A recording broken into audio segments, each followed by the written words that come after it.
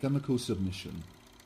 This term describes the use of psychoactive substances that can modify people's consciousness, making them vulnerable to other people who take advantage of their situation.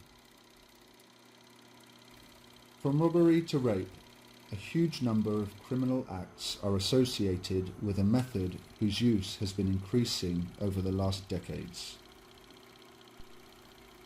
Chemical submission is effected through a special kind of drug that cannot be detected at first sight.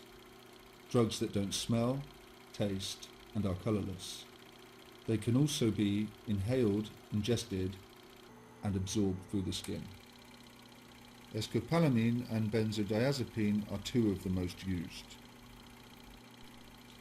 Shortly after the substance is drunk, the victim's consciousness grows hazy and signs of amnesia appear. All traces are erased from the blood just a few hours after its consumption and after urine is passed. Approximately 20% of these victims don't even confess to the police what has happened to them because of fear or shame. These kind of features are the reason why chemical submission is becoming known as the perfect crime.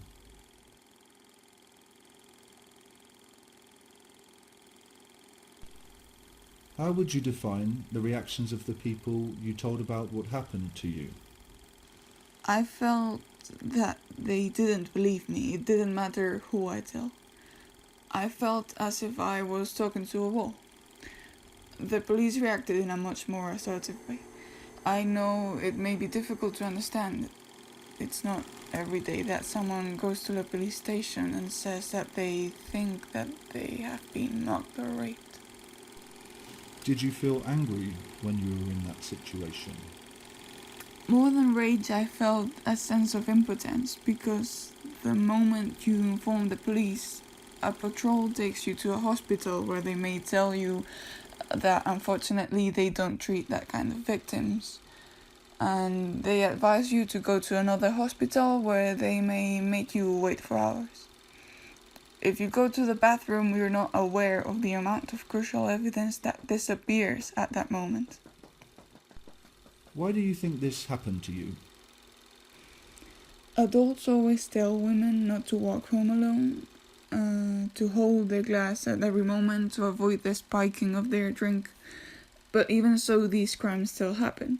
It's not the victim's fault for not being cautious, but society's that has to educate people so they don't become attackers.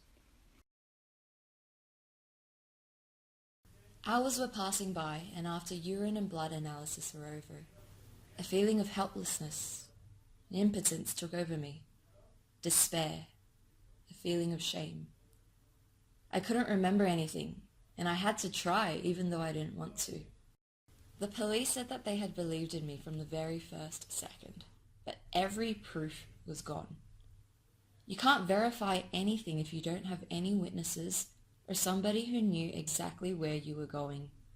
If you're lucky enough to know who's the criminal, the penalty can still be too little due to the lack of evidence.